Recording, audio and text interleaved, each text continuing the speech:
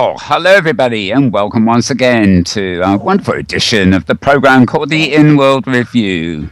It's the 13th of July, the year is 2014, as if I could possibly forget.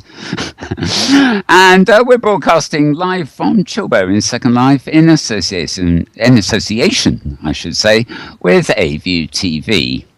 And if you're watching this show live, good on you. We just showed a rather short comic clip featuring Ebbe Linden at 1920s Berlin, or rather the version of 1920s Berlin that was on display at the Second Life birthday.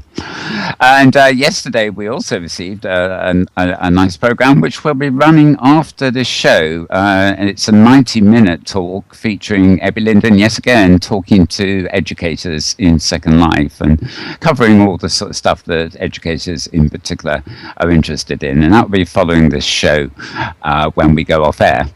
For those watching the replay, well, you just have to hunt it down or watch the Metaverse Week in Review when it's all compiled and published tomorrow. Awful lot of stuff coming up for that. If you do want to watch this show in replay, by the way, just visit slartist.com. That's slartist.com, and you can view it video on demand at any time in glorious high resolution, somewhat better than you're getting on live stream here. Okay. Well, we're going to cover the news first, as indeed we always do, but I'm actually going to introduce the folks that are with us here today in advance, because we do tend to butt in on each other, and I might as well get the names out the way before it starts happening. I'm joined as ever, of course, by my colleague Tara Yates. Hello, Tara. And she's right, as she unmutes. And next to Tara, we have Petlove Petshop, who's also our wonderful film camera person. Hi, Pet. Hello. Next to me on the other side, of course, I've got my other regular co-host, Maria Korolov from Hypergrid Business. Welcome, Maria. Thank you, Mal, for having me. Always a pleasure. And a special guest is with us today. He hasn't been with us for a long while, but he's an old friend of the channel. It's none other than the Mayor of Dublin, or at least the virtual Dublin. He's known in world as Ham Rambler, and known in real life as John McMahon. Welcome. What should I could use? Ham? Yes. Welcome, Ham. Thank you very much. It's nice to be back. Great. And I think we might be having some conversations in a while about the aforementioned Ebbe Linden, or Ebbe Altberg, as his real name is, and Philip's Hi-Fi Deity, and all the Hypergrid and all the stuff we talk about here. But first of all, we're just going to round up some of the quick news that, in my case anyway, are sort of odd highlights I found in my Twitter feed from the week. And I'm also going to endeavour to post, copy and paste across into my Skype back channel links, so they'll you'll be able to see them on live stream live, except the paste command just didn't work. Oh, there it goes. Yes, it did. Is there a machine that doesn't play up here? They've all had Windows updates today. This would explain quite a lot of things. Right. The link I posted here is from, oddly enough, a site called Elf Clan. And it questions, is the virtual reality market saturated? And it just looks at that issue, but it did make me think personally that, looking at the more serious feeds about hardware and Kickstarters and everything else like that, I might wonder if it isn't saturated. It seems that every 2 minutes there's another Kickstarter coming up with something that's VR enabled or VR capable, or VR this, VR that, and like many of these things, a lot of them are probably just going to fizzle away, never to be heard of again, and a select few will be the ones to become maybe ubiquitous. Anyway, a slightly interesting article there, if you want. I'll be leaving a Hypergrid Business post to Maria, but Miney's Musings, they make these lovely names, don't they? Address coming across. Miney's Musings here has a post simply called Hypergating. And it's just a nice introductory article, really. She's discovered VAR regions or VAR regions. I never know how to pronounce this, and the concept of hypergridding. So interesting little read there. I should add actually that Inworld's one of the OpenSim installations, but it's actually a closed grid, actually reached 100,000 registered users this week, which is quite a landmark. And oddly enough, on the very same day not Inworld's, I'm talking about OS Grid. Sorry, how could I make that mistake? OS Grid has reached 100,000 registered users, and coincidentally, when that news broke, I was actually in OS Grid myself, which is my home on the hypergrid, when the news broke, because I actually joined Fusion Nightfire and a whole bunch of people for something that's happens. I guess it's every Tuesday now, called the Hypergrid Safari. And we went to a few art things, but we went to visit a sim called Nara's Nuke, which is devoted to artists and writers really, and actors, and basically mini installations by authors, and these are all world authors, which she specifically is creating a space for. So sometimes they're people who are new to virtual worlds who have to be taught what can be done. Other times, I guess, they're just come in for readings and things like that. But it's very much a literary adventure, and some very interesting stuff there. And she actually gave me something I'd never seen before, though I can't believe it isn't in Second Life if it's scripted. It's a pose ball. Now, don't laugh. We all know what pose balls can do, but this one actually is rather interesting. You probably in Second Life and OpenSim, indeed, you come across, these pose balls on the ground. There's a pink one and a blue one, and the woman goes to the pink one and the man goes to the blue one, until, less like me, you get them mixed up. Strange things happen. But, you get on this thing and you can dance. Well, what's intriguing is that this pose ball I've been given on OpenSim, what I do is I res it, and I sit on it or stand on it, and it makes a partner that is a copy of my own avatar. And then I can get off it, and there's a copy of myself offering to dance with me. It's interesting. I just I tried out one of the ones that res. There was this sort of line of fake avatars, basically. Only you. Yeah, and there was a whole row of women with a blue ball beside them, and a load of men with pink balls beside them. So the invitation was obvious. So I just sort of clicked on this non-avatar, but to all extensive purposes looked like an avatar, and I was just dancing as if I was dancing with a real companion avatar. So interesting stuff. I can see how that'd be useful for a dance machinima or something. Do it by yourself and just res 100 companions. Yeah, OpenSim has quite a bit of NPC functionality because it's used for business simulations and training simulations and stuff. So one of the consulting companies that builds training simulations actually paid developers to make the NPC functionality more robust. So there's quite a bit of stuff that's available on the OpenSim side that might not be, I don't know how the Second Life equivalent works, but the OpenSim stuff is really like, enterprise grade. It's there's a lot of features available for OpenSim NPCs. Yeah, well, I must say I'd never actually seen anything quite like this in Second Life. I think the closest thing I found was an object that when I wear it creates a crowd around me. But they're not very convincing avatars, to be honest.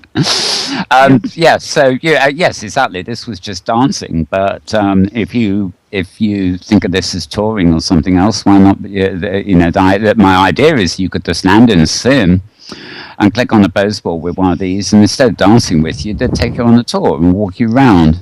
And maybe there'd be audio.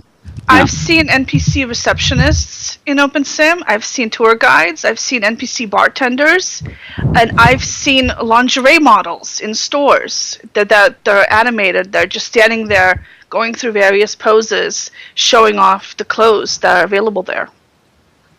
Imagine a fashion show where you never have to pay fashion models again. Yes. Those people are so hard to work with. Well, remember they see the savings and whoops, goodbye models. Yeah, so it's really easy. Okay. With the duplicate one, all you do is you dress up the way you want to have your NPC dressed, and make a duplicate of it, and there it is. And you drop an animation on it, and you've got yourself an NPC. So it's a really easy mechanism for creating, and for people who create simulations, for them to create scripted NPCs without really having to do a lot of scripting, or any scripting in your case. Yeah, well, quite. And it would seem like if you were really into narcissism, it would give a whole new twist on the possibilities. Well, yeah. I mean, my first thought was to actually create maybe 12 of me, each with a female post ball attached, and then I could invite 12 ladies in simultaneously, and they could all dance with me, with the 12 of me. Now goes with a harem. I don't know. Are these models, or are they models, or are they really avatars? They're actual. They're not inhabited. They're not inhabited. Mm-hmm. In other words, there's no typist, but they're an avatar to all intents and purposes. It's a full exact copy of an avatar, and everything they're wearing and their shape, and it looks absolutely identical, except it doesn't use the bots that are normally written. So it doesn't use the viewer at all. It's all server side. So it's kind of like a mesh object standing there. Mm-hmm. Except it's a total clone of your avatar, and you can make it go places and do things and interact with people, and you can attach it to an AI system on the back end and have it actually hold conversations with people. And I've seen them. Outside of Vista Animations, they were having a problem with one of those soliciting money. It would strike up a conversation. You would think it was a real person. It would IM you, and it would start a conversation. You'd think they were real. They'd ask you for money. Oh yeah. And they had to put a warning out at Vista. Oh yeah. Those were around quite a bit at one point in Second Life, enough that they were being called beggar bots. Right. Now, as I recall. From what I understand, the Second Life I could be wrong on this because, I'm not a Second Life scripter. But from what I understand, the Second Life versions are bots, the same way that you would have people camping in chairs using bots, that kind of thing. Yeah, so it's an actual kind of copy of a stripped down viewer actually logging in with an alt and pretending to be an avatar. The OpenSim ones are the OpenSim NPCs.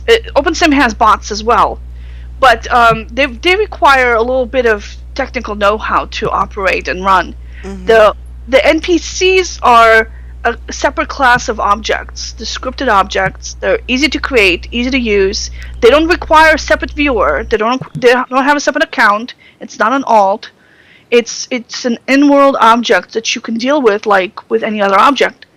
And you can store them inside of a prim and have them pop out when they're needed, like with any other object. So it's a pretty cool system. Interesting. Mm. The opportunities are endless. So let's move on. I put another link in chat, so hopefully we'll get to chat. And this actually is a link to iTunes. Now I don't know whether this is available on the web or whether it is just available as an iOS app. But this is an ad. It's actually the place you can download it. And I think I did. It's an app called OpenSim City Radio. And as far as I know, it's a radio station devoted to OpenSim. Whether it's devoted to a sim called OpenSim City or whether it's more general than that, I can't be sure. But I haven't actually found it on the web, so I haven't been able to sort of try it out there yet. But sounded interesting. Anything that's got OpenSim in the title has to be onto a good thing in some respects. So anyway, that's a link to Apple there. Another link I've got here is actually just one of them. I don't know how many of you know of a site called SlideShare. But when I find an interesting slideshow that's often been accompanied by a presentation on the metaverse or something like that, I sort of favorite it, and it automatically, oh dear, I've just repeated the same link. I don't know why that happened. Something's rather wrong here. Okay. Okay, well, there have been, if you follow my Twitter feed, twitter.com/malbones, you'll see quite a few posts this week from which are really embedded presentations at SlideShare. The one I'm looking at here that doesn't seem to want to let me link to it, except via iTunes, which is a load of nonsense, is called Sweet Success, Virtual World Tools Enhance Real-World Decision-Making in the Australian Sugar Industry. Now, we did actually show some time ago a machinima on this, but basically it's another of these cases of being able to template or prototype environments and systems using virtuality that ultimately reflect business practice and the environment in real life. So if you look on my Twitter feed, you'll see quite a few slideshows this week, including, I hasten to add, a number of new ones from Nick Mithap at K0. I'm just flicking through here. I think we'll come back to those later because I know that at least one of those Maria posted as well. One of the things is he had I actually got quite a few sort of retweets about this. It was a pickup graph basically for VR hardware. They'd used information they've had on similar things and tried to calculate what the take up on things like Oculus Rift and things would be, and split it down into the hardcore gamers, the casual user, and the point where it might be picked up as an accessory by just sort of regular users. So quite interesting stuff there. A magazine called The Atlantic, theatlantic.com, and we're going to do the slideshow.com will be the site for those slideshows. Masses of them there. This next link is for a magazine called The Atlantic, and they had a post a couple of days ago. Are multiplayer games the future of education? And strictly speaking, this is not the metaverse. They're actually looking at games, but there is a lot of commonality, of course, between educational games and educational immersive environments. In some ways, they can be, if there's enough role play, they're one and the same. And this basically discussing this new classroom approaches that tries to bring more competition into the classroom as a method of learning. To quote one paragraph, it says, games offer a rich and complex environment that demands experimentation. I like that. Problem solving and quick thinking. So you can follow that link for a bit more about that at The Atlantic. When my browser condescends to actually close the tab I'm on, I might be able to bring you the next one. Let's move to one here, which was very interesting. This one actually is a blog from Kitely's own blog. We do refer to Kitely here quite often. This is actually about a virtual installation on, it's on Kitely's grid. It's at gridkitely.com. :8002 Char Village. That's CHARE in capitals, space village. And they say Char Village serves as a virtual-based co-working space for the real-life community HIV/AIDS resource exchange project.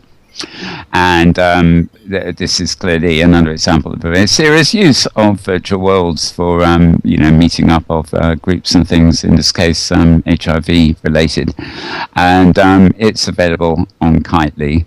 So in fact I will give you the I'll just copy and paste the address for the Kitely blog over to you right now. That's that one out the way. And also on OpenSim again, when it condescends. This browser is terrible. Sorry about this. Oh, and it's giving me via Scoop It. Right, I have to click again. This is Open Simulator : a quick school guide. And it's basically at scribed.com, which is where you can upload sort of documents as PDFs and things like that. And it's an online book, basically, published by David W. Deeds, who I'm certainly familiar with on my Twitter feeds. And it's basically a guide to OpenSimilar for the benefit of people running schools and things like that. It's scrolling down. It's a nice long document, so I think if you're an educator and you're looking at either using Open Simulator for a project of yours, or indeed are there and wondering what to do now you're there, I don't know, then this may be the book for you. So I'm going to quickly copy the scribed.com address for you. This is actually the online version of the document, and I think you can actually download a PDF or some format of books straight from them as well. So that's rather nifty. And finally, on my immediate links, again, if the tab condescends to open, I don't know what's up today here.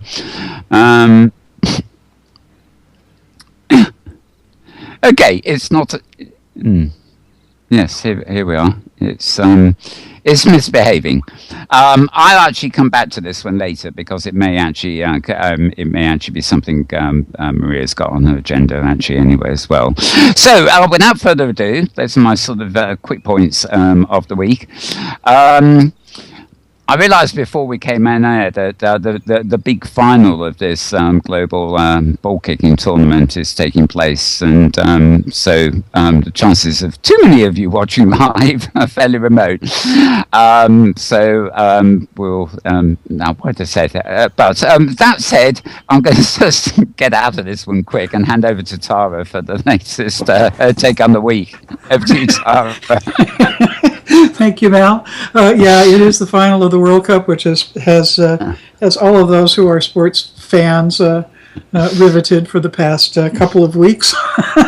The game is underway. I don't know what the score is. I haven't been following it either, other than the occasional comment from a coworker. Okay, I'll confess, I'm watching it on my iPad, and it's middle. Well, Ham will expect an update when you get the microphone here. Okay. Anyway, greetings to the Pacific Northwest, where we have been roasting the last several days. That means the temperature has been at or above 90, which is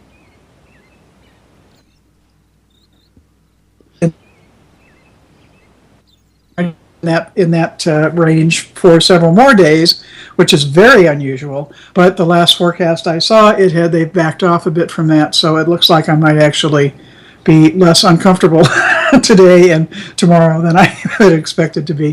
Anyway, it gets really hot and my brain turns to mush. So that's my excuse, and I'm sticking with it. Anyhow, I do have a few items. First off, we've spent a certain amount of time just at least mentioning in passing gadgetry that has relevance to virtual environments, and Oculus Rift is back in the news in my items this week. They announced early this week the first ever Oculus Connect, which is developer conference to bring together engineers, designers, and creatives from around the world to share and collaborate in the interest of creating the best virtual reality experiences possible. This will be in Hollywood, September 19th to 20th. Registration opened 3 days ago, or at least applications. Attendance confirmations will be going out this coming week. Attendees will be the first to learn about upcoming Oculus technology with sessions and workshops led by Oculus engineers, industry pioneers, developers. At the event will also have the opportunity to receive design and engineering feedback directly from the Oculus team in hands-on labs. And the announcement on this also emphasized that this is really aimed at developers. This isn't a promotional thing. So they were clearly trying to discourage non-developers from trying to, use it as a way to find out what's going on, because it's really going to be pretty geek, one of those serious geeky sorts of deals. I have high hopes in the vein of conversations that we've had numerous times on this show, that there's a reasonable number of women who go to that and are involved in developing around the Oculus. But the other good news that I noted on this is it looks like they're going to be streaming sessions. So anyway, you might want to mark your calendar for September 19th and 20th when that's going to be going on. I usually, snarkiness about Microsoft is common in my world, but this week there was kind of an interesting little item that came out of Microsoft Silicon Valley Lab. An MIT technology review writer got a demo of some pretty impressive 3D sound. Apparently, Microsoft has been fiddling with. They scan technology for Kinect to make a digital 3D model of Head and Shoulders, and wait a minute, hold on, I can't read straight. Anyway, what involves they based on a scan of someone's Head and Shoulders, they are then able to, using sensor-laden headphones plugged into some specialized software, that as you move your head around, the sound moves so that it is coming from whatever is in your visual field that it should be coming from. So it's taking psychoacoustic. I mean, we're used to in Second Life where if you've got audio going and speech, you can set your sound so that it's coming from the right direction. But that's all based on your avatar position. This is based on you and your head position. So it's got an obvious tie-in with using things like Oculus, and obviously Kinect is where this is coming from. So it basically, but it uses a 3D model of the person's head and motion sensors in the headphones and a camera to track the person's movement. The system precisely adjusts sounds on the headphones to make it seem they were coming from specific points in space, and, for example, previously silent points in space. So, in other words, a voice on a cardboard radio, music from a speaker, chirps from a stuffed bird. Pretty interesting, I thought, and that's one thing I haven't seen anything particular from Oculus on the audio piece of things. And anybody who watches movies knows how important the audio piece of things can be, even if it's not something you particularly pay attention to. It's one of those things that it's easy to forget, but you notice it when you notice something when it's gone. Anyway, I thought that was quite fascinating. Mm-hmm. Let's see, an item to follow up from last week: Rise and Fall, the Avatar, took the first place prize in the Project Homeless film contest in the Machinima category, and was his film, The Invisible City, was also third place in the mainstream competition. So that's, I think, very excellent result for and showing for Machinima in that competition. So congrats to Rise and Fall on that. For those of you who are interested in Second Life history and interesting characters, there's a wonderful interview in SL Newser, which will be in 2 parts, with Prokofy Neva. And it definitely would recommend giving it a read, and I'll toss the URL here into chat when I'm not trying to talk. I'm not talking to you, Gumwell. Anyway, well worth reading. I think you'll learn some stuff about Prokofy, but you'll also learn stuff about Second Life, and especially early Second Life, based on as far as I got. So I think it's definitely one of those put it on your reading list items. Yeah, great. Let's see. Yeah. Let's see. And for those who follow these official blog, Second Life announced this week that they are modifying terms of service to allow games of skill that pay. Subject to their being allowed.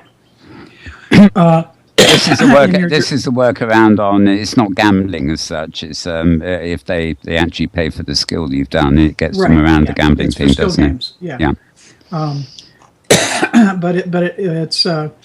it involves a bunch of hoops, both for those who develop such games and for those who want to offer them. There's a public wiki page for it, and it also presumes that where you are located, they are legit, they're legal. And it was interesting because I kind of did a quick check on the list, and the list there's a bunch of states in the U.S. where these sorts of games are not legal.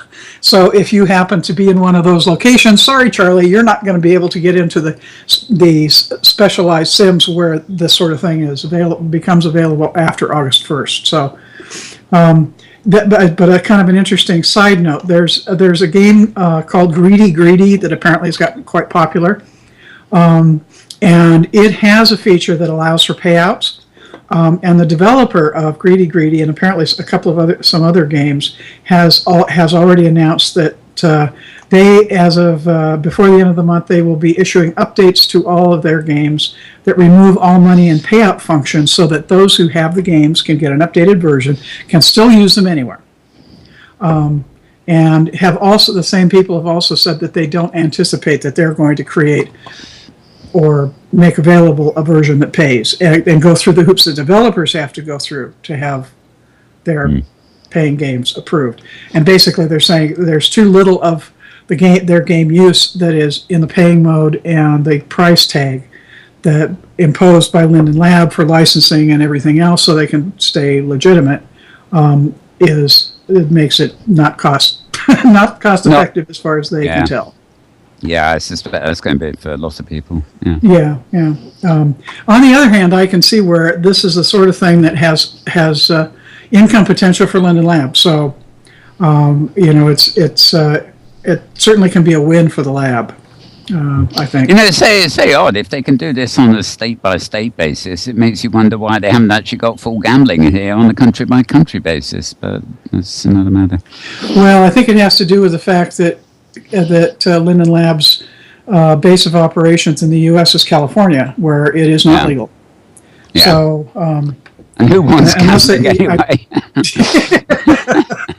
All I have to do is move to Nevada. But anyhow, and my final note: opening tomorrow in Second Life. I know one. Well, two things. Is the annual hair fair, which is a big deal for those who are into finding new wigs for updating their looks for the coming however long. And if you happen to be in that category and you're interested and don't want to deal with the lag, etc., you can join the hair fair demo group. And all the people, or most of the people who have exhibits at Hair Fair, send out or have sent out demos of their hair that you can collect from the demo group instead of doing it in the event. And then in the privacy of your own hovel, you can try on wigs to your heart's content without dealing with lag. So always the best. Always the best strategy, I think. And you never know where the wig might end up, although less so these days. Yeah, well, I think it's one of those clothes where, you can, there's a lot of clothes you get, so you pretty much can eyeball, and that you like it, it's going to work, or you'll alter your body so it does. Hair just doesn't work, you can't eyeball it the same way. You can get some general notions, but so you really have to try on the demos to decide, yes, I like this, or, yuck. I think we could devote a whole show to demos and the importance of trying on different wigs, body shapes to work with mesh. We'll have to have a shopping show. Yeah, and then if they're rigged mesh, make sure you go in the right viewer, because I had a hell of a time filming at SLB one day where I found that the contestants, panelists, were wearing rigged mesh, and all I could see were flying rectangles. Spikes coming everywhere. I had to download a new viewer just to film that session. Terrible. Yeah, that's a real heart attack when you're trying to show those things. Yep. Yes, okay. Anyway. So that's all from me for now. Okay, well, great, Tara. Thanks. Before I hand over to Maria, I've just got a couple of links there. They're actually in my Balburns writer feed, so they're sort of Second Life orientated, but they're not, if you see what I mean. Basically, yesterday evening there was a reading of Pride and Prejudice by Jane Austen. Inworld. You've obviously missed that, but it's being held as it seems to be the American Cancer Society sim, coordinates 178 slash 177/21. As I say, you missed it. But why am I giving you this information? You may well ask. Well, it's actually only the first of a number of different events, and I'm going to actually send you two links in a second here, which do go to the same blog. But this is the one I'm looking at right now. Oh, come on, clipboard. Paste is paste. I don't believe it. My system is... Oh, there we go. Finally, I think it's on its way. Just Junie at blogspot.com. I think that went through. Yes, for some reason it's very slow at the moment. Basically, this is Fiction for a Cure, and it's a schedule of events of literary readings and things like that throughout the week. Of course, this is the week which is a build-up to the big Relay for Life weekend next weekend, when we, of course, will be doing our massive 48-hour telethon, which we'll maybe be talking about in a bit. But this is a week-long sort of literary thing. And at the same blog, which was very interesting, again, I'm going to try and just copy it as a separate link for you. Yes, it's Word. There is an interview with an author called Mike Stackpole. Got his nice real-world photograph of him on screen on this one, and he was one of the people instrumental in setting up Fiction for a Cure, and it's a discussion about when he joined Second Life and how the idea for it all came about. So that's rather interesting too. And for educators, Inara Pay has a post which is promoting a site called, let me just see here, copy paste again to Inara Pay, Sleducate, an SL resource for educators, students, and new users. And I'll leave you for several links, in fact, that you can get at Inara's blog. But the Sleducate, sorry, there's a tongue twister, this one. Sleducate, the site itself, is actually hosted at the University of Western Australia too, so it's in very good hands there. Okay, well, with that aside, I think it's time to throw over to... we haven't forgotten you, Ham. Do feel free to interrupt. Right. It's time to hand over to Maria for the latest news from Hypergrid Business and elsewhere. So over to you, Maria. All right. So the only actual news that's happened on the Hypergrid, you've already mentioned now. OS Grid hit the 100,000 user mark. They are the largest... Well, they used to be the largest grid by land area in OpenSim before VAR regions came about. And Virtual World Grid, which is a tiny, independent little community grid, added a whole bunch of giant VAR regions that are now, it's now like the equivalent of 18,000 regions in size. So it's the biggest grid out there. OS Grid doesn't report its VAR regions, so for all I know, it could have some 1,000 size regions out there. I'm trying to track that down. But as of now, OS Grid is the second largest grid in OpenSim. It's one of the oldest. It's celebrating its 7th birthday later on this month. So check that out. And it hit its 100,000th registered user. So this doesn't mean that there's 100,000 people on the grid right now. But it does mean that 100,000 people or their alts have checked out the grid at some point and signed up for an account. Inworld, the grid you mentioned, actually hit the 100,000. Whoa, whoops. Whoa, I hit the wrong button. It is now reinstalling Second Life. Oh! So I will be quick. See ya. Okay, well, I'll tell you what. Cancel. Yeah, you're still on the line, cancel. but You'll still be Well, on yeah. Skype, but yeah, you're still on Sky. But we might actually what we might do is wait for your wonderful avatar to reappear if you actually do quit. And, So you want me then to continue talking? we'll continue talking till you disappear. Okay. If you All right. disappear, we'll pause and bring you back in, and I'll move on to give me a Ham. picture of yourself, and we can share that while. Oh, la, la, la, la, la, la. No, there we go. She's gone, has she? No. Yeah, okay. No. Yeah, it's still there. Yeah, it's Still there. So so Inworld hit it earlier this spring. Inworld, of course, is the largest, is the most popular commercial grid. It is kind of like a mini Second Life. So it aggressively courts people and conducts events, and does other things to bring people in. Whereas OS Grid is a nonprofit. I mean, they just sit back, and if people show up, they show up. That's nice. If not, that's okay too. So those are two big milestones, and so pretty much the only thing that happened last week. The Open Simulator Community Conference has begun load testing. In its load testing, I recommend that you stop by their grid or follow their Twitter feed, and in the teleport in when they're doing that, because the load tests are really important.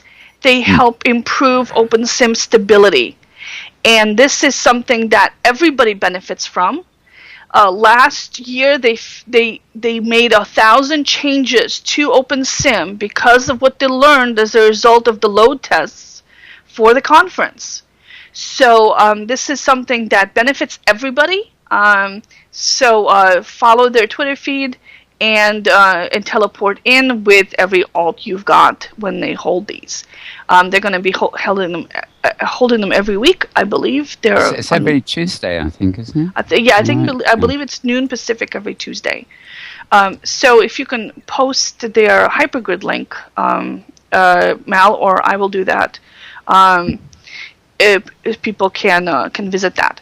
The other thing that they fixed last year was the hypergrid teleport bug, which was one of the bigger things, but they've also made it really, really stable and really reliable.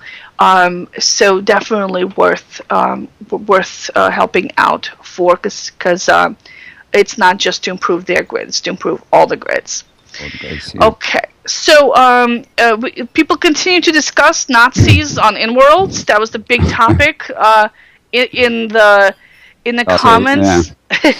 For those of you who missed last week's show, there's a historical recreation sim on Inworlds. That's a World War II recreation. Now, it's really, really difficult to do a World War II recreation without mentioning Nazis somehow, because they kind of played a role in World War II.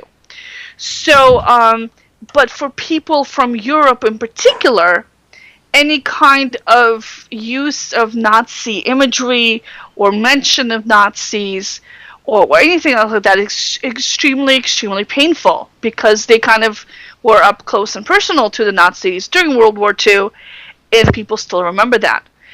So this created this big brouhaha on Inworlds. The founders of the grid actually investigated, and they reported back this past week. So did several of the people involved. The person who actually involved in the build reported back. This is not a recruitment thing for neo-Nazis. This is a role-playing thing. This is a historical thing. It's not. They're not trying to glorify fascism, in any way, shape, or form. So, big discussion about what this actually means for a community, what this means for free speech, and what kind of a grid do you want to be? Do you want to be the kind of grid that embraces diverse opinions, even ones that are extremely unpleasant, that you might not agree with, as long as they're legal? Or do you create a community where everyone feels safe? Or where do you draw this line? So interesting discussion on there. Lots of people posting very different different points of view, different types of points of view. So as an American, of course, I lean on the free speech side, but I can see, but as someone of Russian heritage, I understand the pain associated with this as well. So so check that out if you're interested in that. And the only other thing of note for me this past week has been we got a preview of the Samsung Gear VR headset that was leaked online. And Samsung Gear is one of the frame-based approaches to virtual reality. So it's a plastic shell that you slide your cell phone into, and you get a virtual reality experience. The downside to these approaches is that cell phones aren't optimized for virtual reality. Their sensors aren't all that great. Their screens are good for cell phone screens, but aren't necessarily good for virtual reality when you have lenses expanding them out to fill your entire circle of view. Any minor lack of clarity becomes magnified hugely. So even a really good screen might suddenly look like a screen door when it's magnified out with lenses. So you need better than Retina displays to have virtual reality. You need very careful sensors, and you need a really good processor to handle virtual reality, because if anything that's slowed down, you get lag, and lag causes nausea. So Samsung is going the headset in a shell route, and I think one reason is that because headsets are getting better, and because cell phones are getting better, and because Samsung is a cell phone manufacturer, so it's a good fit for them. Oculus was actually helping them out in creating the software and stuff for this. So they're not direct competitors to each other. They're kind of co-op. And they're like co-opetition, right? So and now it was on the heels of Google coming out with their cardboard device, which is the same thing but made out of cardboard. So I wrote an article comparing the two. The cardboard, if you make it yourself from a pizza box, it costs only as much as the price of lenses, and if you get them out of an old viewfinder or something, then you can make it for free. If you order online from Data Case, it's $25 right now. So I suggest people do that. If you have an Android, if you have a latest model Android phone. You might want to use some care in which pizza box you selected. Yes, eat the pizza first before. Yeah, well, and I can just imagine, your virtual existence being dogged by the smell of pizza. I think you need a flat-back piece of cardboard is probably a better idea. I would actually say on MetaWorld News, MetaWorld 3, we're actually running a 15-minute clip about cardboard, and it's on video. It shows you just how to do it. I have an iPhone. This was the first thing that's ever come out that made me wish I had an Android phone, because it looks so cute. I really want this. So, comparing the two. So everything prior to cardboard and Samsung Gear is just the shell and the lenses. So you put the cell phone in. This means that since cell phones are touch devices, it means you can't interact with a cell phone once it's in the shell, because you can't touch the screen anymore because it's up, in front of your eyeballs. So you have to take the cell phone out in order to switch apps or do any kind of interactivity, and then you have to put the cell phone back in again. So that's a little bit of a pain, or you have to stick your finger inside your eyeball, or something. I don't know. It's just not good. I can see that somebody who's obsessed with one particular game and going to stay in it all the while might use that, but I can't see that being a practical interfacing device for somebody who wants to switch apps. I mean, nobody would want to go to all that. Right. So it's so the only input mechanism you have really is the motion of your head. which is a problem. Because that's a very limited kind of thing. So it knows which direction you're looking at, but that's pretty much all that the cell phone knows. So the way that Google Cardboard fixed this is they have a little button made out of a magnet on the side of the cardboard case, which when you press it down, it snaps back into place. When you press it down, it interferes with the cell phone's compass.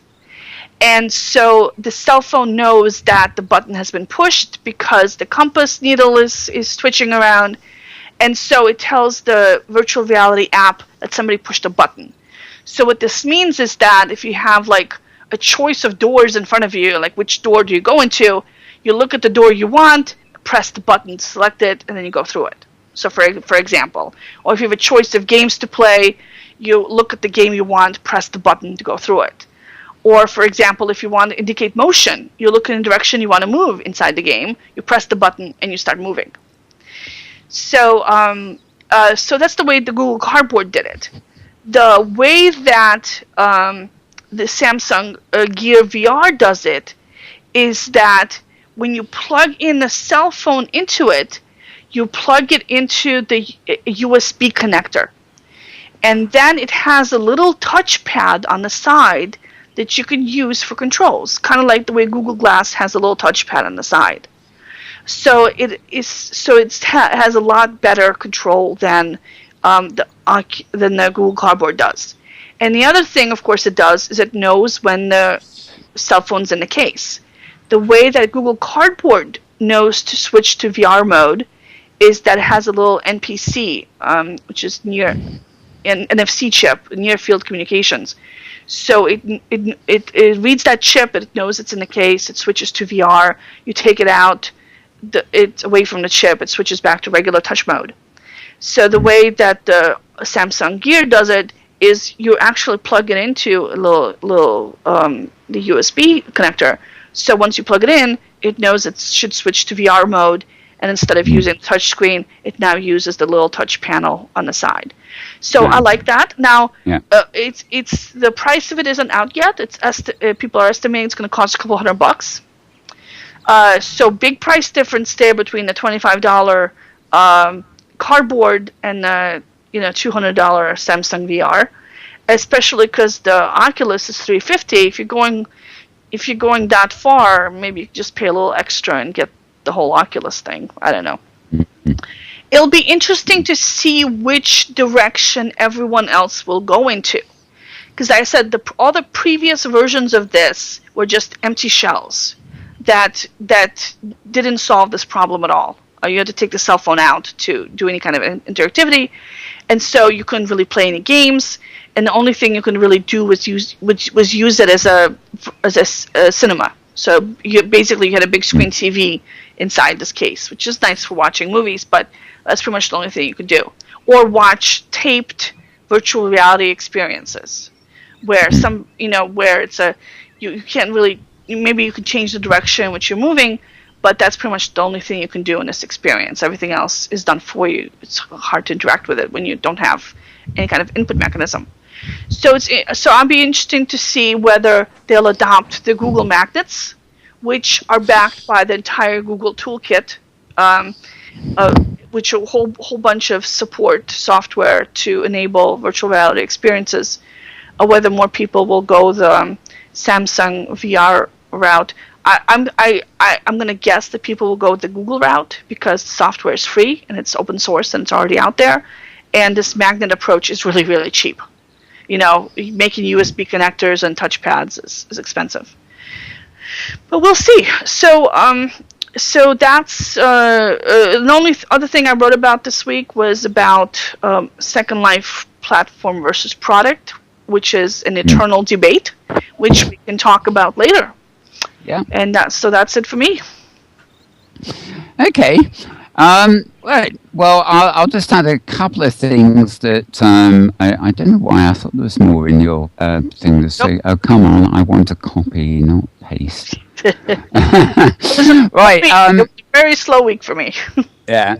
Okay, the link I put in now it's actually a portrait of some called Avia Bon, who works on OpenSim and has a region called Dutch Fountains, not mountains. No, Dutch Mountains. I am right. But more importantly, if you follow that link, it's to a site called Hypergazette the Hypergazette blogspot.co.uk or blogspot.com, no doubt, and yes, the link's in there. This is actually a rather nifty site if you're interested in the hypergrid and OpenSim regions, because they're looking at people and destinations and things. Not so much the technology behind it, but this is an example of an interview with somebody whose avatar looks more like a doll than an avatar actually, but it's looking behind the scenes of these things. So it's great to actually see blogs like that appearing. So check out that article and others on that blog. Now, I found this very funny. I might as well put the link into chat here because this caused quite a bit of consternation in Second Life rather than anywhere else. But this magazine, X Tom Saint Creations or something, had a headline that went all over the place in the week saying Second Life refugees flood Inworlds. Inworlds the grid with a Z. Now, I don't think it was quite the case of this, but I got an awful lot of replies to this, when I tweeted this thing, saying sort of, could this be anything to do, with SL2? Are they just, they lost faith in Linden Labs because they don't want to move to Second Life 2, so they're all going to Inworlds. I think this is a gross exaggeration, but interesting article anyway. Apparently, Inworlds are just having continuing amount of traffic coming into them. I rather suspect that it's not Second Life refugees per se, as people are finding it useful in its own life. Product thinking, that was actually one of yours, and you mentioned that. Right, the next quick link I have, therefore, is to Time magazine. Yeah, there we are, time.com. And July the 7th, and there's a video that goes with this, and I think I put up on Metal 3 as well. The article is Virtual Reality and Eye Tracking, Sony's Vision of the Future. Now, this is clearly discussing things from Sony's point of view, but once again, we're into this area where, the potential of VR is sort of opening up. We don't know what devices are going to be hits at the end of the day, but it's quite obvious that people like Sony are thinking of, I know the first film that's being filmed with 360 cameras is in development, and it's a cinema type film that is going to be designed to be watched in something like an Oculus. So it's not just virtual worlds and games that are in play here. Regular industries like cinema, possibly music videos, things like that are already eyeing this as sort of the next generation experience. Exactly which piece of hardware we ever end up using, or which becomes ubiquitous, we don't really know, but that's another interesting article. And finally, one that I don't know why I thought was at Maria's blog, but it's not. This actually was early in the week, July 7th, so maybe something we mentioned last week, I forget. But Virtual Reality gets a real content studio with the launch of a company called Alchemy VR, who are actually based in London here, so there's always a chance I might go out and try and stumble upon them and find out what they're doing. I'll give you the link to this one. Again, it's people addressing VR as VR, not necessarily thinking along the lines of our immersive worlds, but fully fledged productions that will be experienced in VR. So that's that. Right, well, let's get into the nitty-gritty of stuff. We've been drowning him out for near an hour, actually. He hasn't got the word in edgeways, but let's move to Ham Rambler, who's with us today. Welcome again, Ham. Oh, thank you, Well, yeah, nice to be here. I've been keeping an eye on the soccer while the conversation's going on, but I won't spoil anybody's... Is it a good game, Ham? No. Oh, I'm sorry to hear that. It's Germany, right? And who? It's Germany versus Argentina, and it really soccer doesn't interest me at all, I must admit. But it was here, so I thought I'd keep an eye on it. But everybody says that, but the whole world is so riveted. You know, I think it's exciting. I like it. I think it's cool.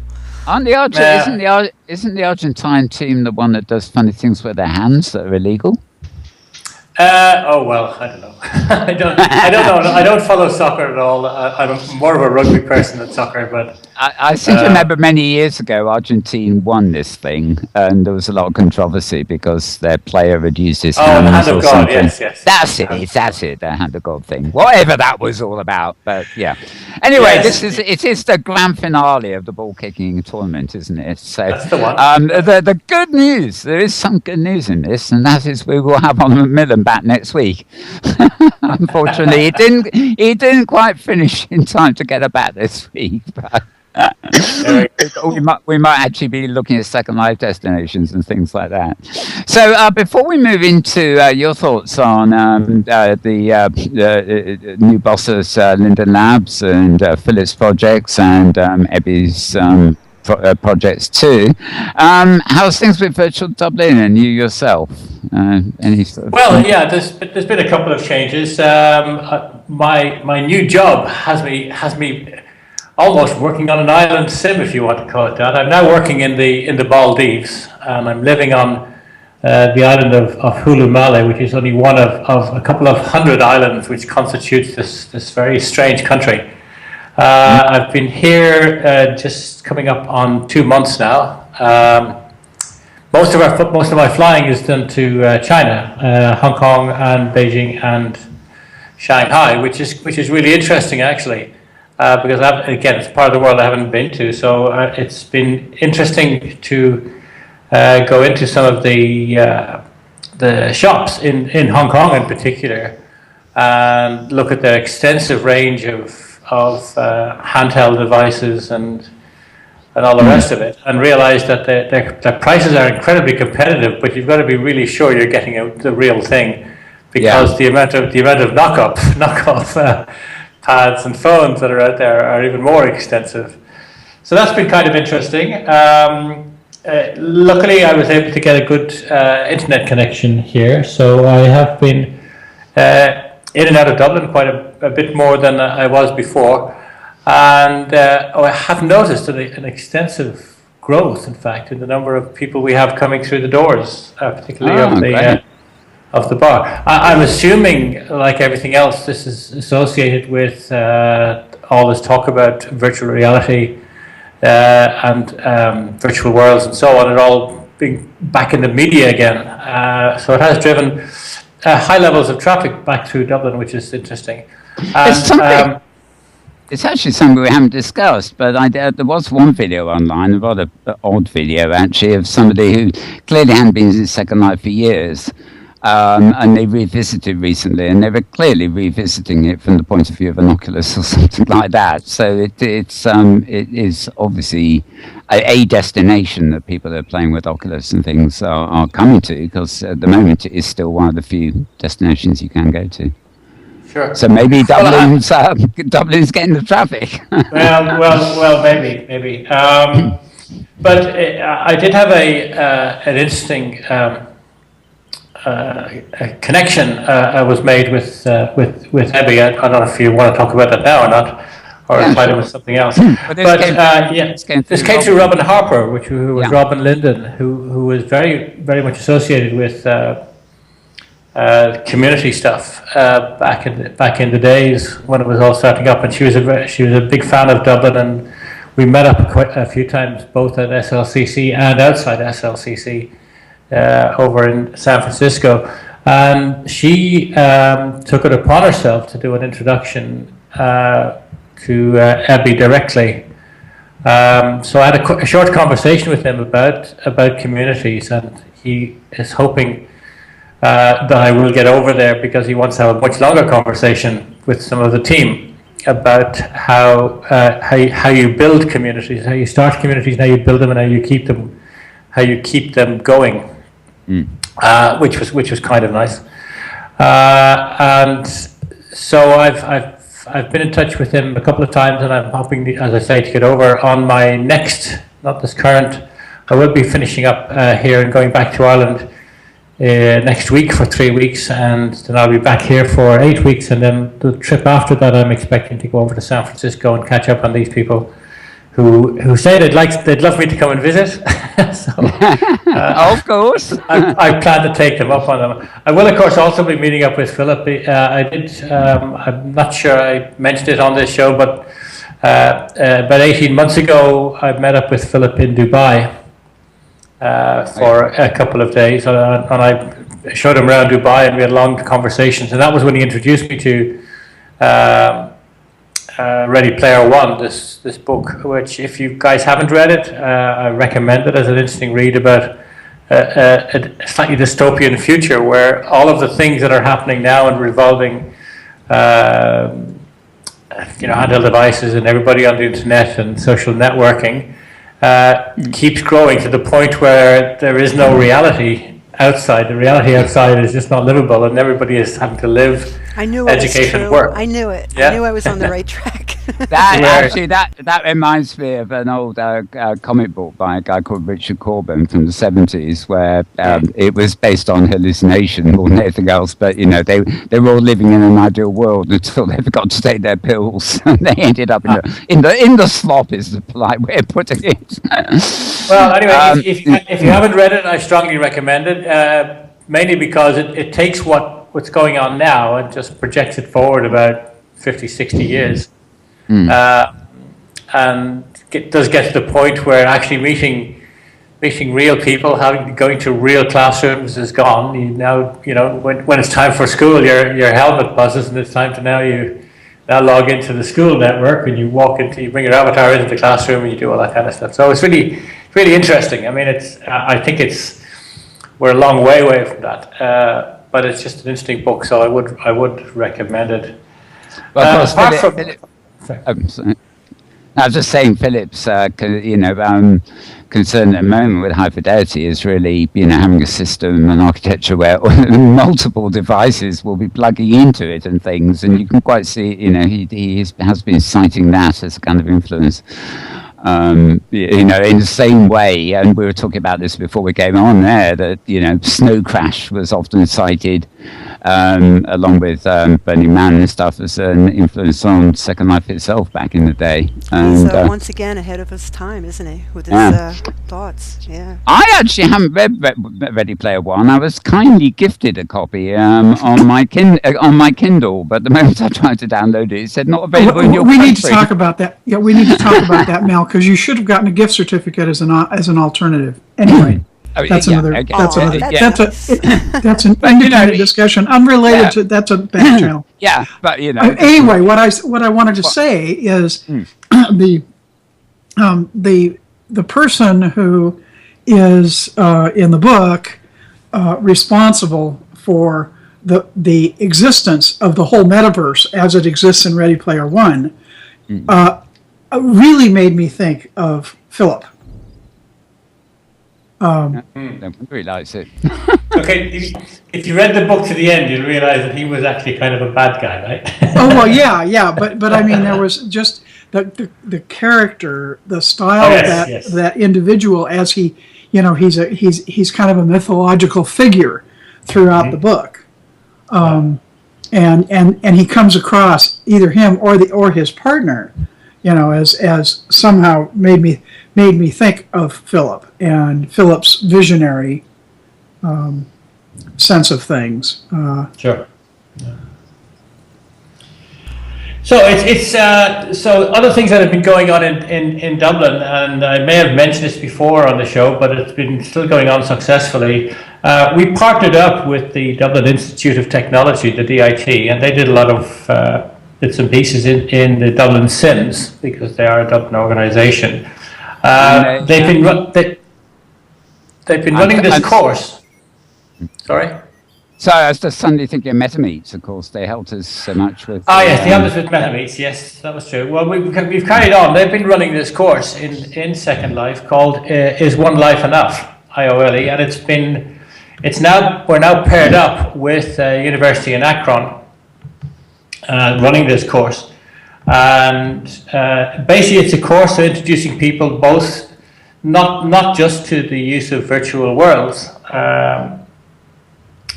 for their business or their education or whatever, but also all the other aspects of the internet apart from logging onto a web page. It's been very successful. We've had a number of candidates go through it successfully. I've done presentations to the last two courses on the Second Life platform, and particularly how and why I created Dublin the way I did, and how it's been successful ever since. That looks like it's going to go on to a new level. The conversations are taking place to take it up, to ramp it up a little bit, to have the courses running more frequently, and to widen it out to other universities that might be interested in looking at it as a prescribed course for people who are wondering how they're going to communicate and deal with all these things when they go out into the workplace. Apart from that, I suppose I will express my concern, as most other sim holders will in Second Life, about Second Life 2 and the implications.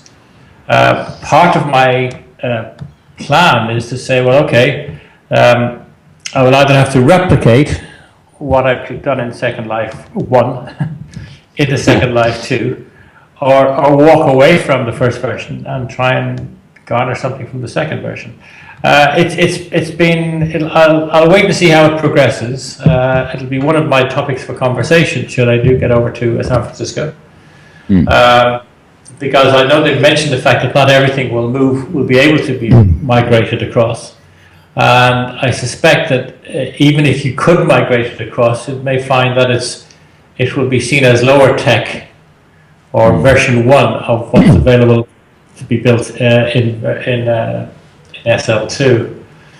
So that's on my mind. I'm just giving a bit of thought of that with my team as to how we will deal with that when the time comes along. Apart from that, it's just... Sorry, yeah, I think SL2, for want of a better word, is going to be a much more modern thing. So that will run on the web, it will run on tablets and stuff like that. So the architecture will be different, even if the spirit's the same. And I think we can assume that pretty much everything will be mesh. Which means that prim stuff will have to be converted to mesh and re-uploaded and stuff like that. But we've discussed this quite a lot, and I imagine the two will run in parallel for a long while. Linden Labs won't give up Second Life, where it's making the phenomenal amount of money it is. They're simply like everybody else, they're hearing about Oculuses and VR tech and the new wave of things. They're also aware of new devices people use, and they want to build a platform for the future that's in the same spirit as their main product. So I think they'll coexist for a long while. And if Second Life does lose people to the new platform, it's probably just going to be proof that the new platform is fit for purpose, rather than anything sinister like killing Second Life. I don't. Oh no, I don't. I've no doubt about that. But my concern is, do I now have to fund the rebuilding of what I created in Second Life into the new platform, or will we end up being sort of sitting behind everything else, like looking over the fence with envy, going, "Oh, I wish we could do that."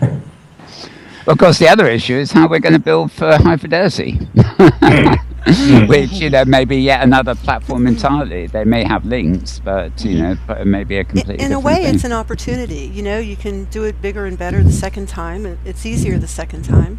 And it's good to stay fresh and stay new, because if things don't change now and then, you fall behind. We need to keep moving forward. So in that sense, I think Second Life 2 is good. Oh no! Don't get me wrong. I absolutely agree completely with that. But I have to think a bit basically about the investment I've put into Second Life 1. Right. Yeah. Which I'll either have to keep it running in parallel with something else, or just walk away from it and start a reinvestment in something new. Maybe you'll find some supporters. Maybe within the lab. Yeah, maybe. In OpenSim, there's already companies that will export an entire build into 3D, like a Unity 3D. Typogean has this service Now, I don't know if Second Life will make anything similar available for people who want to export everything into 3D and then move it. You're going to have all the same export problems as you currently do in Second Life, permissions, everything else, multiple builders, bought objects where you don't have the rights to export them. There's companies that reportedly, I don't want to go on the record saying this, that reportedly violate the Second Life TOS and export entire builds to OpenSim for enterprise users, like for schools and people like that who have the legal right to export it but don't have the technology to export it because Second Life prohibits these exports. They will hire one of these companies that will do things that they're legally allowed to do using technical tools that maybe violate the Second Life terms of service, which is why they don't speak up about it particularly loudly. But what they do, they will export the entire build into OpenSim, and then from OpenSim you can export. In OpenSim, it's like 100% copy of the Second Life build because we're compatible. And then from OpenSim, there's tools like Typodians that will export the whole entire build into a mesh recreation of it. Right now they're using it. I think Arch Virtual also has one where they will people will build stuff in OpenSim, then they will turn it into a Unity build where people can access using a virtual reality headset. This is actually interesting. Typodian, of course, is Chris Collins, who's now working with Philip Rosedale. A different Chris Collins from the Avacon Chris Collins, yes. No, no, he's a former Linden, but it's first Typodian doing that. He is now working on High Fidelity. So yes, he is. So I imagine there might be a connection there in terms of the methods of getting content into Hi-Fi. Who knows?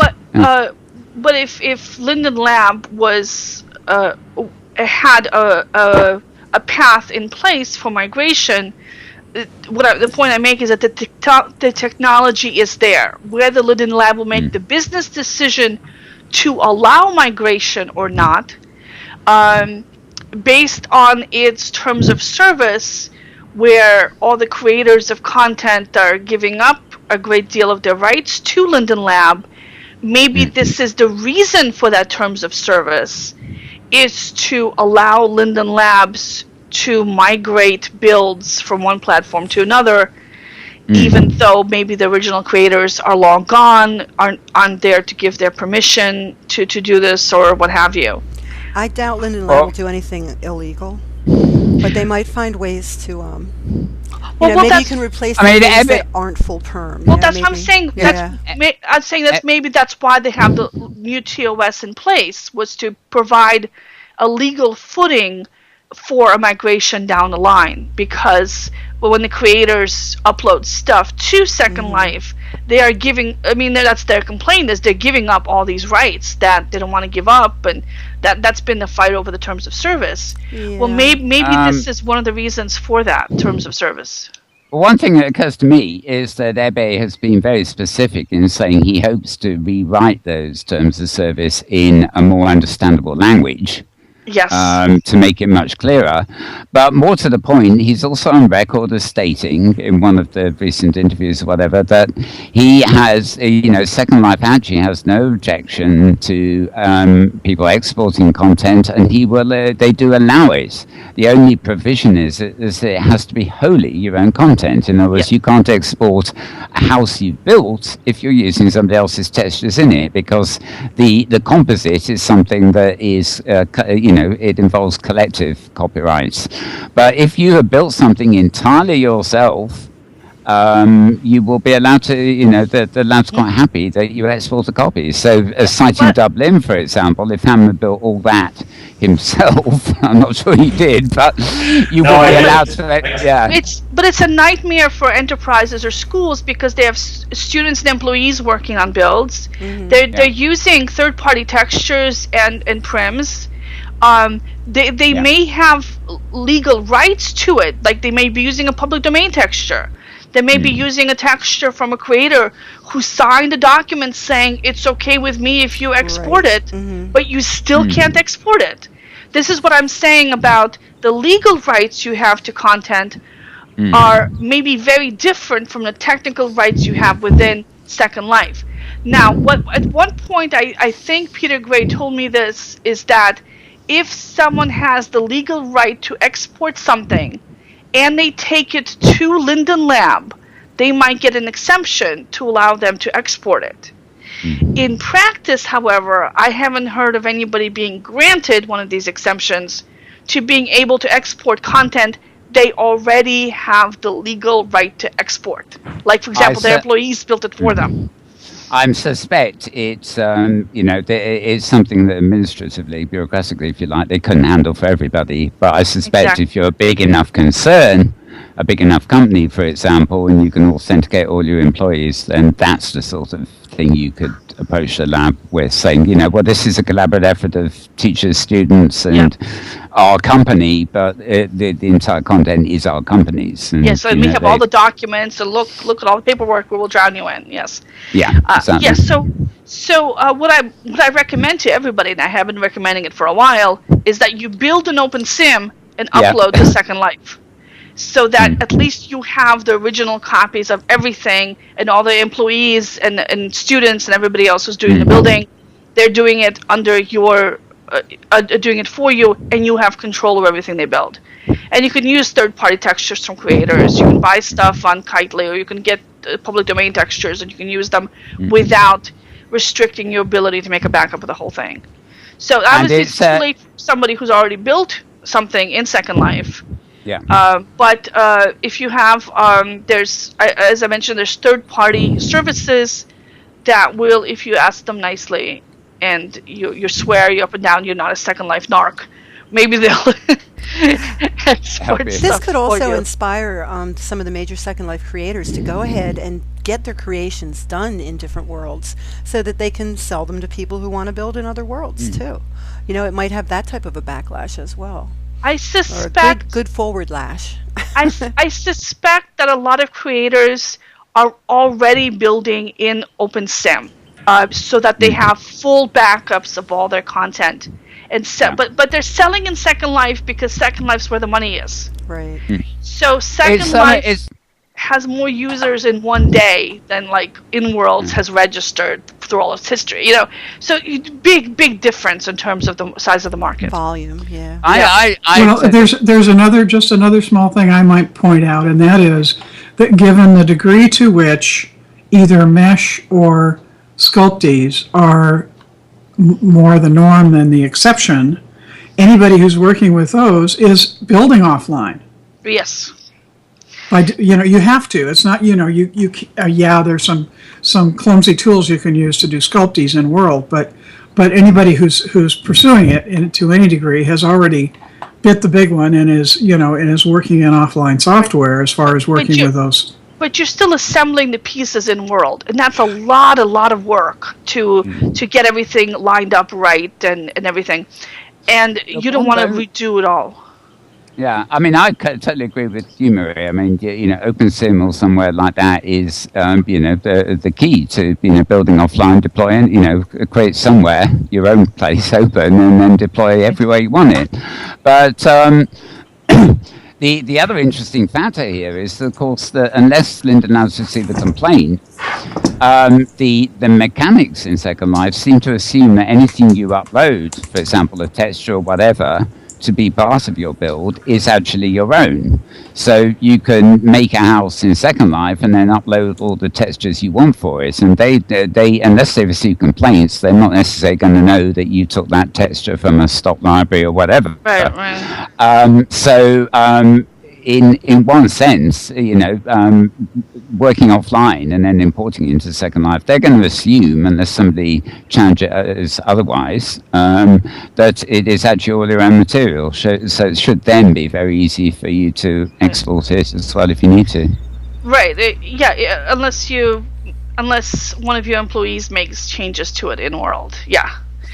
So yeah. So you have to be, you have to be really careful with any kind of like building that you do in Second Life, but it is expensive. If you're a creator uploading this stuff, then it's a worthwhile investment. If you're an end user who's having to upload hundreds or thousands of textures from scratch, you're having to pay money for that upload. I always forget about this because it's free in OpenSim, but in Second Life, you're charged money every time you upload something. So for somebody like a school, this could be a hardship because it does add up. We have Lapaisian talking in the channel actually, and he does actually make a point that many creators are making more money from their products by Unity than they do in Second Life's Exchange. I think that's what he's saying anyway. In other words, you work offline, and even though you can import it into Second Life because that's where the market is, you can also import it into Unity, and apparently there's more money to be made there than there is in Second Life even. So interesting point. Well, Unity, you're mostly selling to enterprise customers. I was just going to say, if you're working in Unity, you're selling to enterprise. That is a profoundly different market. Yeah, they spend real money. They work on real contracts. It's a very different selling process. It's more expensive. Well, all you have to do is think about the number of developers and builders who at the peak of the hype cycle, when every business in the world was coming into Second Life and thinking they were going to set up a virtual store, there was money. There was some fairly hefty money that got made by the creators of those, because they were selling to business. That's right. Right. Electric Sheep. Remember some of those companies? Electric Sheep. Yeah. Yep. Several others. So right now they're moving. In fact, a lot of developers that I know and have moved over to Unity in whole or in part, because companies doing simulations, games, walkthroughs, demos, little VR experiences, whatever it is they're doing, they're more likely to be doing it in Unity right now than in anything else, because Unity has become the de facto VR platform online right now. Because it's web-based. It's web-based. A lot of people already have the plugin. You can export it to Flash, and everybody has Flash. Now, over time, this is going to move to WebGL and HTML5, but not all viewers are supporting HTML5 right now in WebGL. And not all developers know how to work in WebGL and HTML5 yet, because it's so new, and everybody knows how to work in Unity. And the tools and extensions and libraries aren't fully there yet for WebGL, because it is a new platform. Over time, I think that everybody who's currently working in Unity and Flash is going to be working in HTML5 and WebGL. Well, I gather that I presume Second Life 2 as well, but I mean, I gather that High Fidelity is working on the basis of HTML5, JavaScript, and WebGL. Well, what they said at the last meeting, that Rosedale, when he was speaking on the Moses Grid, he said that they're going to have two viewers. One is going to be a web-based viewer, and one is going to be a downloadable viewer. And the building viewer is going to be the downloadable one. Yeah. Now, it doesn't have to be that way. Maybe they'll change their mind. Cloud Party had a web-based viewer that was a full building viewer. That was online. That was in a browser. No downloads required. Running on WebGL and HTML5. They proved you can do it. And they've proved you can do it. What, a year or two ago? So in a couple of years from now, when this virtual reality actually starts hitting the consumer market, we're going to have the WebGL technology is going to be way more than sufficient to be running a full building viewer, and I would hope that they would have one instead. The downside is that you're going through a browser instead of going directly to the internet, so maybe the browser is slowing things down. But if like Firefox is building the 3D support right into their browser directly, and Chrome is already experimenting with it, I think that that's going to be a better way to go. But that's just brand new, so Rosedale's team may just not be geared up for it yet because they're still. I mean, they started working on this a while ago, but none of it was available. What was that called again, Marie? It's WebGL is the technology that's built into browsers, and Firefox and Chrome both have it. Internet Explorer is lagging behind, and Firefox has just added. Firefox has just added native support for stereoscopic 3D vision on top of that. So you could already have a Second Life kind of environment inside a browser with WebGL. Cloud Party did.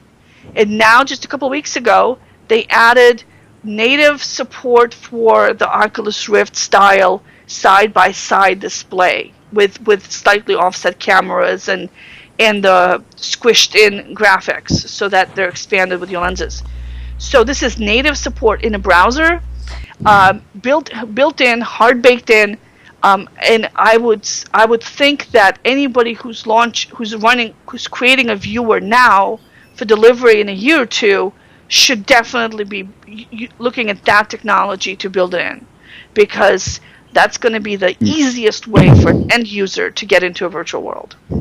You know, I actually have no problem with the concept of, say, going into a virtual world to visit something, attend a gig, attend a conference or something on my iPad, but still needing to download a full browser to actually build. And I actually wonder, if you look at the Unity model, I mean, there's Unity, the software you use to make the games with and build, and there are the Unity viewer that you view Unity finished product in, or although you can use Flash and other things too. I mean, it might make business sense for somebody, let's just hypothetically talk about SL2, that there will be a viewer that works everywhere and anywhere when you want it, and allows you to do, up to a certain level of things, but there might actually be a financial plus in a fully fledged building environment that people can download,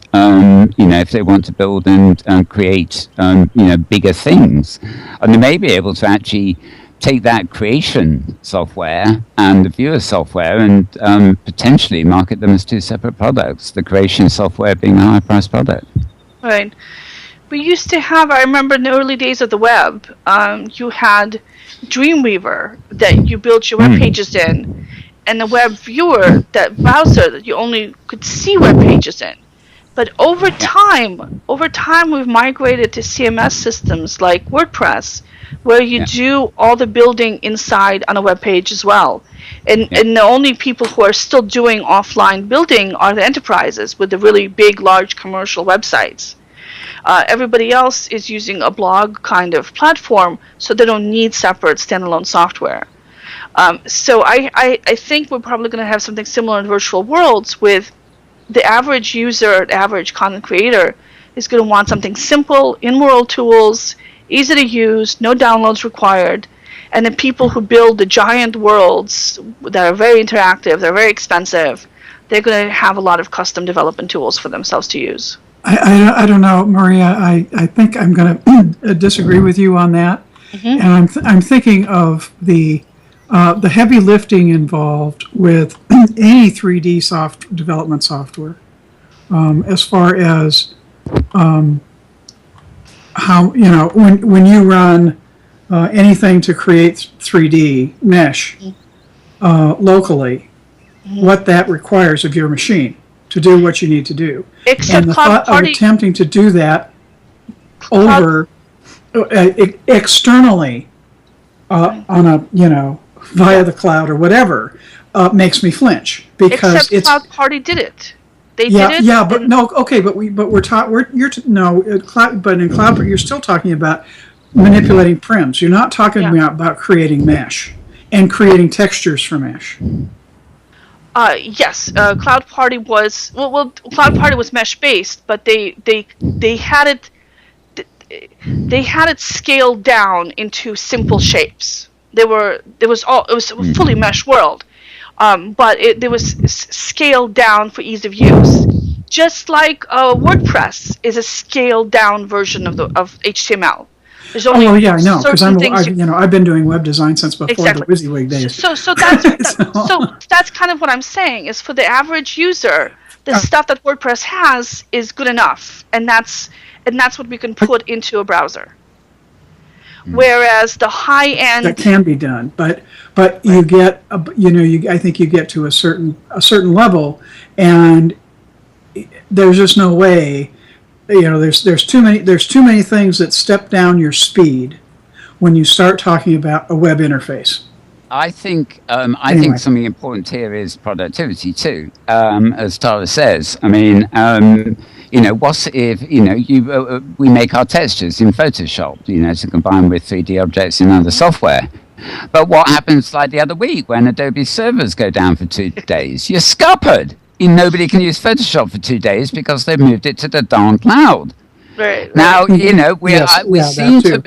seem to be a long way off from the cloud being stable enough to know that the cloud you want, or a backup or something, is always online everywhere anytime you want it. By your own internet hiccups, servers go down, and even the biggest companies sometimes find that they may have everything backed up somewhere, but the backup is not a live server, so the server goes, the product that's goes. true. Even Adobe with their cloud, you can't rely on it all the time. Actually, they've done studies, and there are many products for which the online version, it has better uptime than your local version. A couple of years ago, Google released its Gmail numbers versus locally hosted Exchange servers, and locally hosted Exchange servers go down more often than the Google system does. And the same is true for, it's magnified because we hear it from everybody. Oh no, Adobe's down, and it echoes all over the internet. No, but it goes back up really quickly, and when you have a local version of Adobe running, the odds of it going down may actually be higher than the web one. I don't know, when you say local version, you mean one that's on your computer and not online at all? Like say on your computer, your computer has a hard drive crash. You can't just go to your neighbor's house or pull up your backup laptop and just turn it on and have everything be there because it's local. Or if you have a small company and you run your own servers and you run your own local network. The reason that people are moving these things to the cloud is because when something happens, it's big news when it's on the cloud. When your local computer crashes, it doesn't make an international story. I know. But your local computer actually has a higher odds of things going wrong with it than some. Boy, some of the cloud hosted. I have a really hard time believing that. I mean, 10 years ago, think back to when you, I remember when we had a locally hosted network, my company where I worked, this company servers were always going down. Hosted, yes. And we had a day off. Yes, any hosted setup, then yes. If you're on an intranet, if you are dependent on communicating with other computers, then a locally hosted setup is more, has less robustness than a cloud setup does. But comparing a local setup or a cloud setup to your local, freestanding computer is where I beg to differ. And part of it is simply speed. The speed of your CPU, how much local RAM you have, versus how fast, what your speed is for downloads and uploads. And everybody's so unique and different. Yeah. You've got so many variables. But listen, I think it's time to let him say goodnight. It's late. All right. Yeah, it's especially late. Here on the West Coast.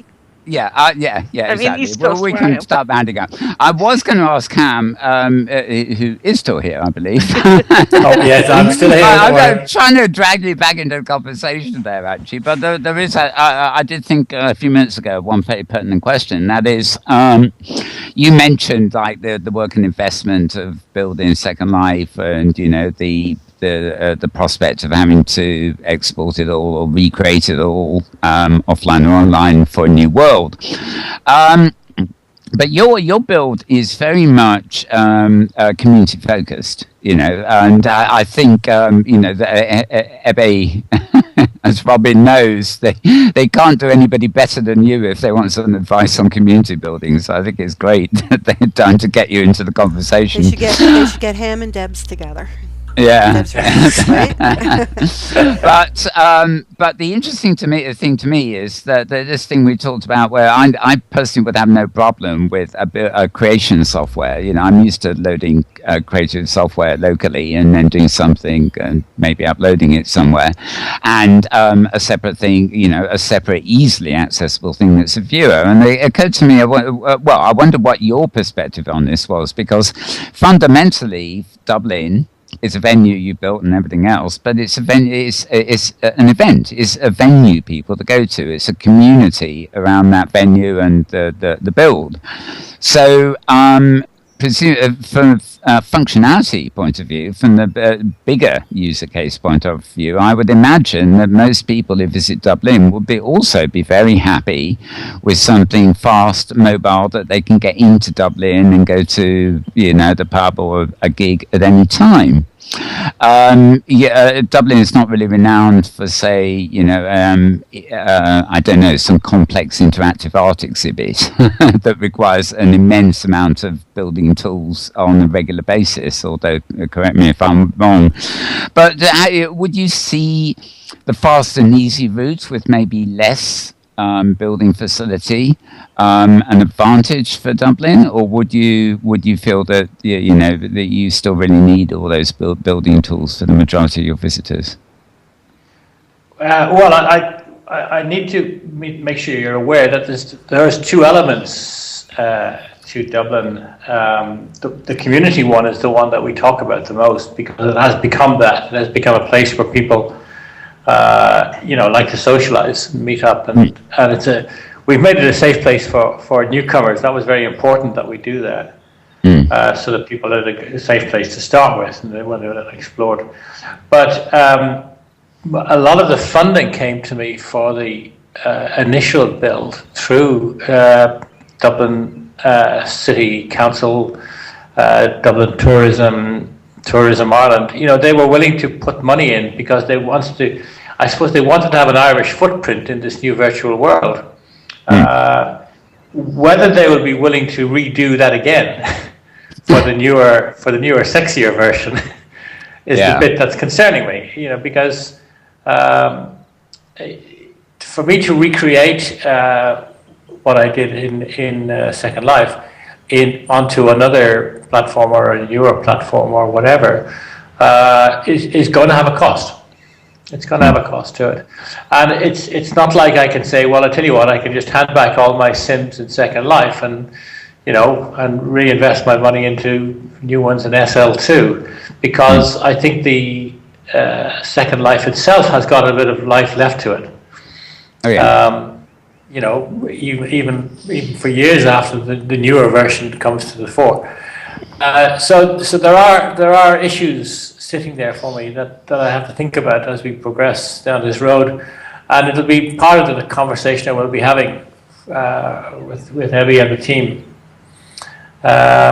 If I get over to San Francisco as planned later in the year. So it isn't as straightforward as, well, sure, you can just rebuild a new place and the community will migrate in on the same basis. It's a bit more complex than that. And will involve, no matter how I look at it, will involve a level of reinvestment that I'm going to have to figure out where it comes from.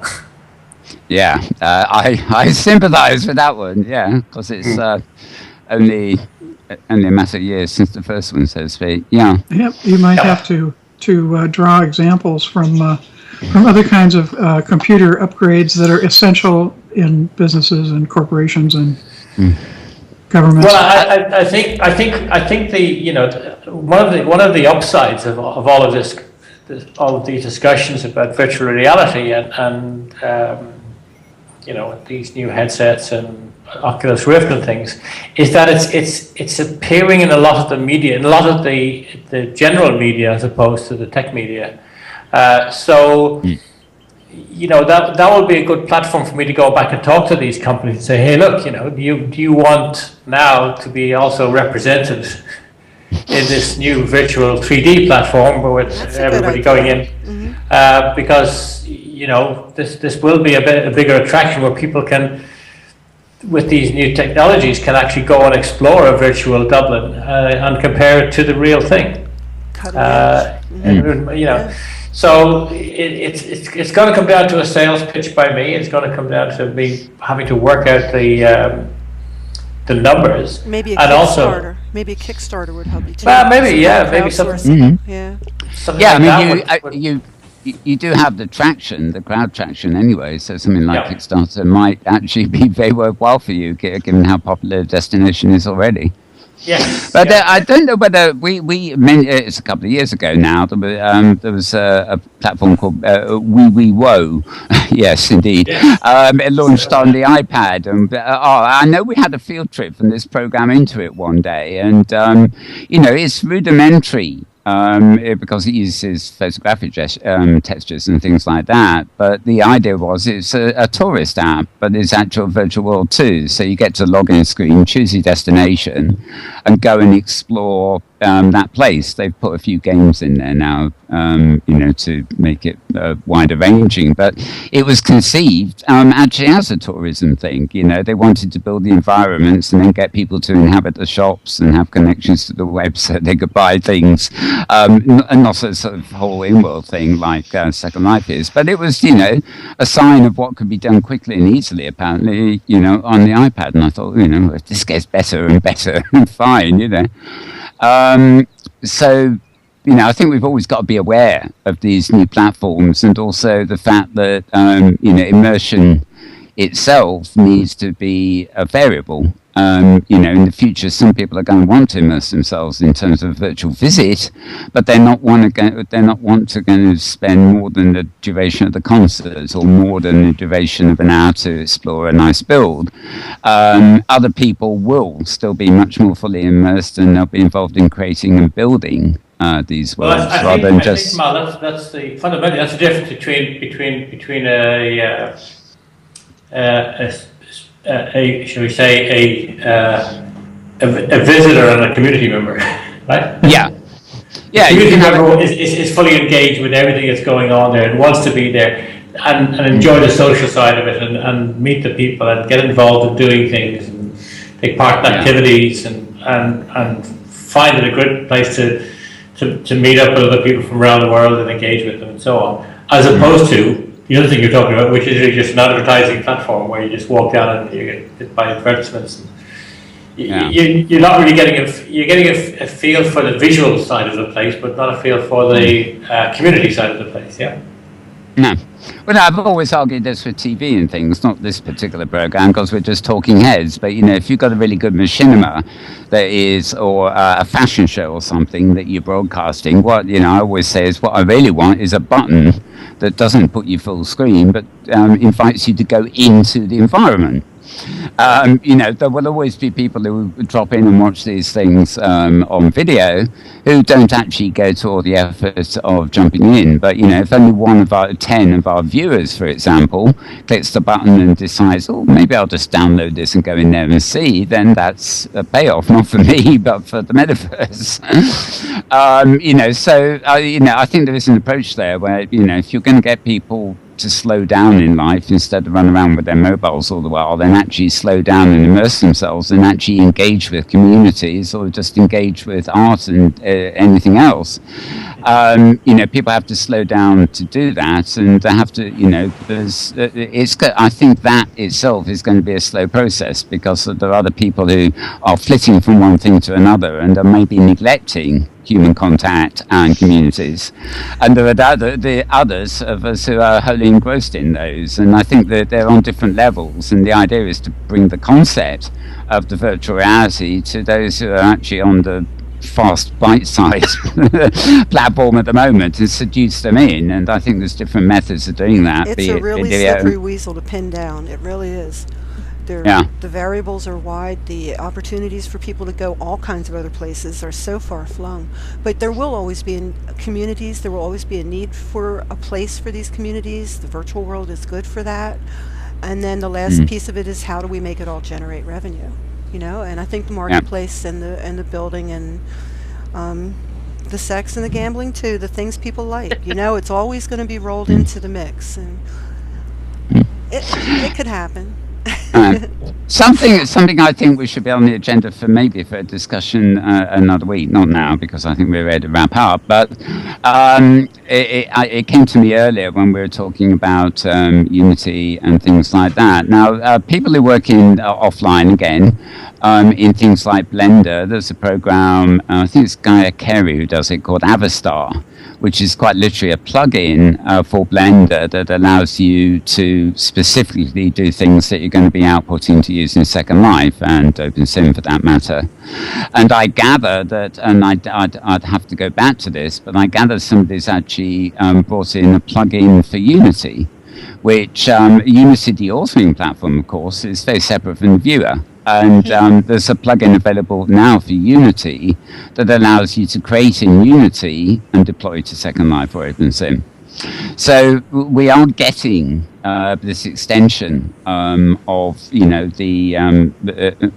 OpenSim and Second Life content. People developing plugins to actually make it via these other completely offline tools. It's not just a matter of building in OpenSim, but I mean, if you're building in Unity or Blender, you can now actually buy the tools, the plugins that allow you to create pre-format and have everything just right for Second Life before you export it. So I think there's trends going on there that I think are under the radar, but if you're into that area of development and creativity, it's right front. It's up front on your radar. So maybe a discussion sometime on that. Okay, well, I think we'll start the wrap. I'll just go around. While we've still got you, Ham, any other interesting news? Anything exciting from the last week or coming up that we haven't already covered? Not for me. I think I've covered everything that I can. It's just nice to be back. I haven't been with you guys for some time, and I hope I'll be able to come in a bit more often to join you for these shows. Yeah, well, if you're back in London, if you're back in Dublin, the real Dublin, that is, for 3 weeks, I might hijack you. Hopefully, and maybe we can do something about the echo chamber effect. It's still echoing, and I thought I'd cut that down. It's wonderful having you here, and really good to see you. Maria, anything else? I am doing my grid stats roundup on Tuesday, so all the latest stats from everywhere around the hypergrid, plus or minus a day. If you have news or announcements from OpenSim, send them my way, maria@hypergridbusiness.com, so I get it into that report. A lot of people see it, because everyone wants to know which grid is ahead, So definitely send them my way. Great. And while I think of it, Ham, maybe you want to type in the address for Dublin. I mean, anybody can look it up in World, obviously, but you've got a website too, so this is what plug it for those who aren't already familiar with you. The website address or the... Yeah, the website address, I think, for viewers. If you have a web page. Or you can put a zero, either way. Okay, I tell you what, I'll pass for now because my website's not that good. The slimmer could just be, you want to find Dublin and just go to World and go in a search and then find Dublin. Yeah. It's well worth doing. It's a neat place. Next time I'll be more prepared, I promise you. Yeah. Okay. Just pull out the map and you type Blarney Stone. And it says, what do you mean? Oh, yeah. That is the pub in virtual Dublin. That is the big hangout, the Blarney Stone. Yes. Yeah. Yep. Indeed. Okay, Petlove.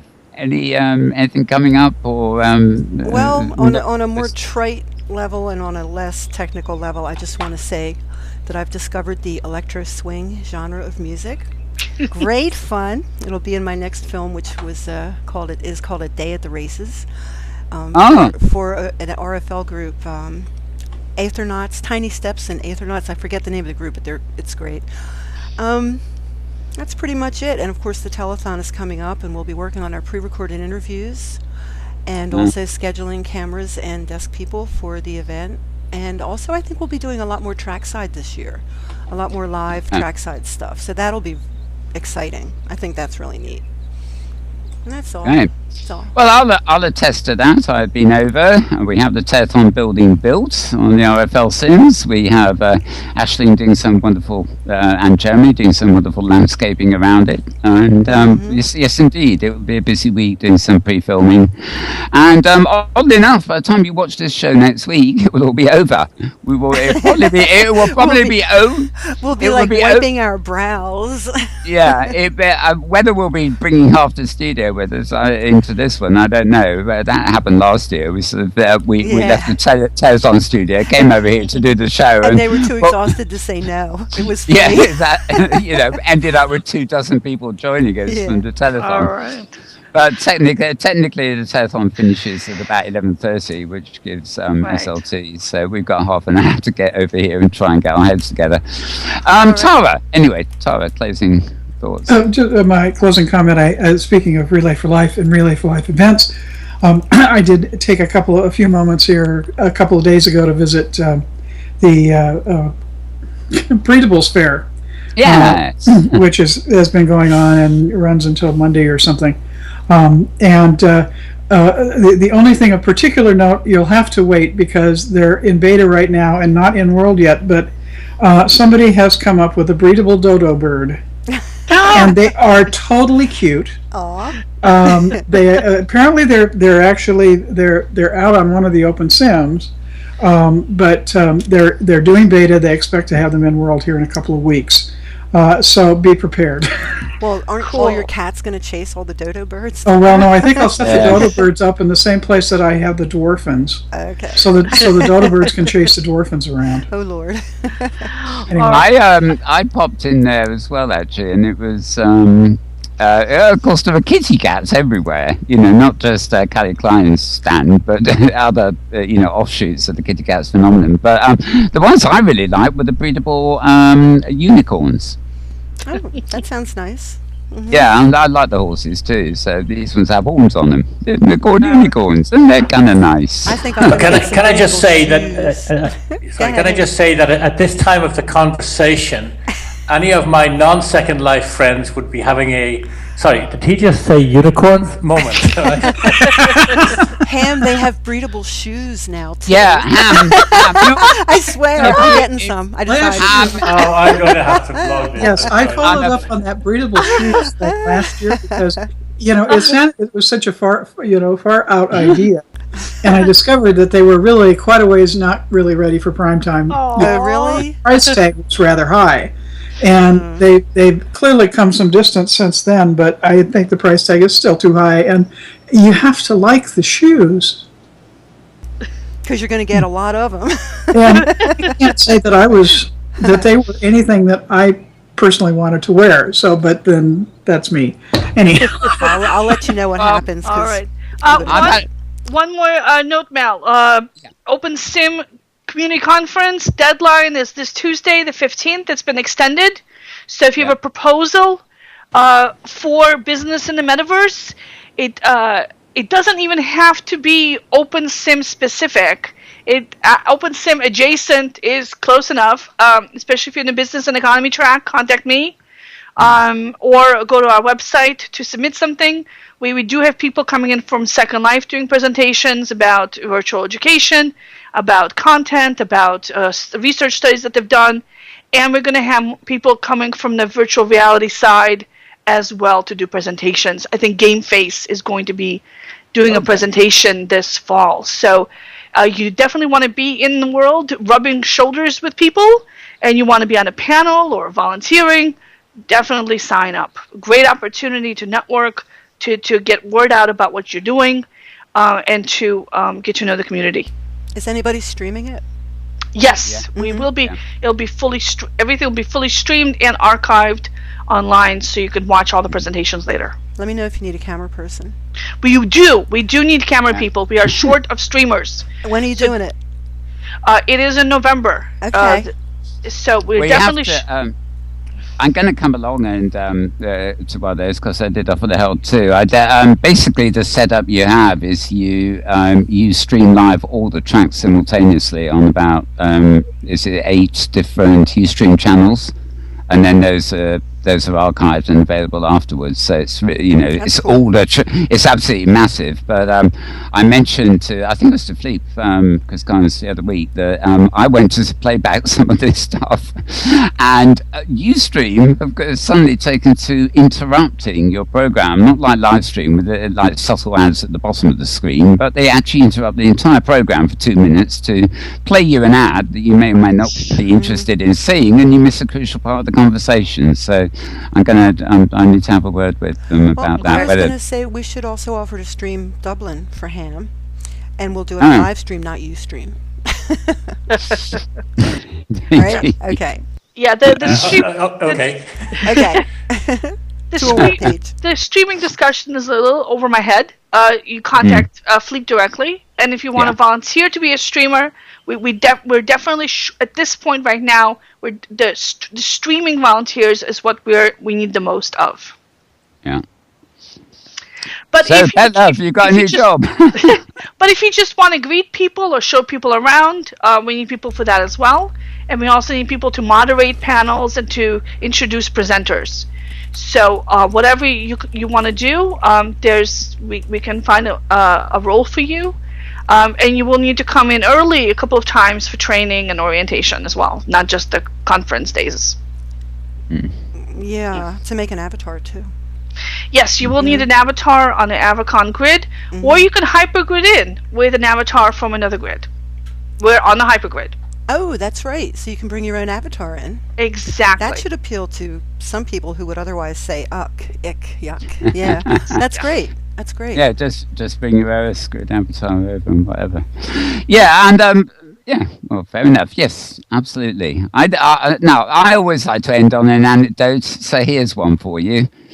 We've just been talking about breedables. Now, how about I go into OS Grid or the Hypergrid somewhere and res my special pose ball and make an NPC of myself and another one and another one. And then, imagine, I can start breeding me's. Breedable mouse? Yes! Oh, I'm going on the long shot for that one, Mal. I think we better close right now. I think so too. I think it's time. I told you it was a closing remark, didn't I? Okay, everybody. Well, thank you once again for listening. I hope we haven't bored you to tears. It's been quite a volatile conversation, really, hasn't it? I'd like to once again thank Ham Rambler. Thank you, Ham. You're very welcome. I'd like to thank Maria, as always. Thank you, Maria. Thank you for having me. It's always a pleasure. And thank you, Petlove, as always, and for the camera. Ever so welcome. And thank you, of course, to Tara. You're entirely welcome, as long as there's just one of you. There can only be one. Okay. I can't imagine more than one Malverns. It wouldn't be right. Well, from the singular point of view, thank you, me as well. Right. If you want to watch this program in replay, folks, go to slartist.com. That's SLARTIST.com. You can watch all our back episodes there in full high definition streaming on demand. Wonderful. And you can also equally go there on your iPad or your Android or anything else, because it's all HTML5 compatible, and it doesn't actually need WebGL at the moment. So you can get it all over there. And we will be back next week, no doubt in a somewhat exhausted state. And I suspect the focus of next week's program will be the aftermath of Relay for Life. Do look out Inworld for all sorts of Relay for Life events during this week. The Breedables Fair we've mentioned, the Hair Fair we've mentioned, and what was the other one? The Literary week leading up to it. And be around next weekend, Saturday and Sunday. If you can't get Inworld to get on the tracks and do a bit of running to raise money, just tune in to the telethon. It's on a live stream channel called livestream.com/virtual RFL, all one word, virtual, and then RFL, the letters. And we'll be on air from early on Saturday through to late on Sunday. And it will all end just before this show. So thanks for watching again, and we will see you then. Bye for now.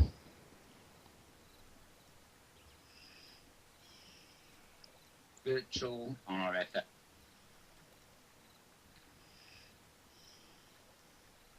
Will be on air from early on Saturday through to late on Sunday, and it will end just before this show.